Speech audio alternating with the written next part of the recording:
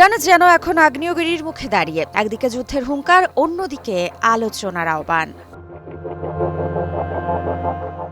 সম্প্রতি ইরানের পররাষ্ট্রমন্ত্রী আব্বাস আরাকচি জানিয়ে দিলেন, ইরান যুদ্ধ চায় না, তবে যুদ্ধের জন্য আমরা সম্পূর্ণ প্রস্তুত। এই এক বাক্যে যেন বিশ্ব রাজনীতির পালস বদলে দিলেন তিনি।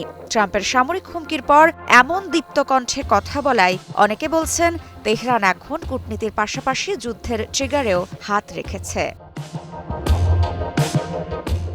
12 জানুয়ারি আল জাজিরা আরবিকে দেওয়া বিশেষ সাক্ষাৎকারে তিনি জানান, যুক্তরাষ্ট্রের সঙ্গে আলোচনার পথ খোলা আছে, কিন্তু তারা যে কোনো কিছুর জন্য প্রস্তুত। আরাকচি আরও জানান, আমরা আলোচনার জন্য প্রস্তুত, তবে সেই আলোচনা হতে হবে ন্যায্যতা, সম অধিকার ও পারস্পরিক শ্রদ্ধার ভিত্তিতে।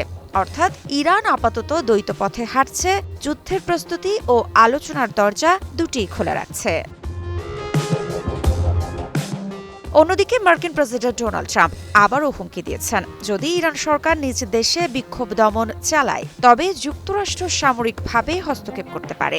এমন মন্তব্যের পর থেকেই বিশ্বজুড়ে বিশ্লেষকরা বলছেন, মধ্যপ্রাচ্যে নতুন করে উত্তেজনা ছড়ানোর আশঙ্কা ঘন হচ্ছে।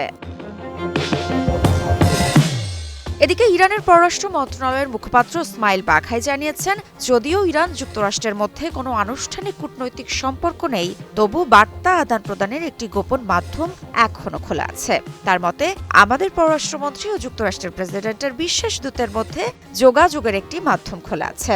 যখন প্রয়োজন হয়, বার্তা বিনিময় হয়। কারণ ইরানে মার্কিন দূতাবাস না থাকলেও সুইস দূতাবাস এখনও যুক্তরাষ্ট্রের স্বার্থ দেখভালের দায়িত্বে রয়েছে। হিরন আরও মিনারেল ওয়াটার মাত্র 50 পয়সায় প্রতি লিটার। বিশ্লেষকদের মতে, ইরানের এই দুই ধারার বার্তা যুদ্ধ প্রস্তুতি ও আলোচনার আগ্রহ একই সঙ্গে চাপ প্রয়োগ ও কূটনৈতিক বার্তা হিসেবে কাজ করছে।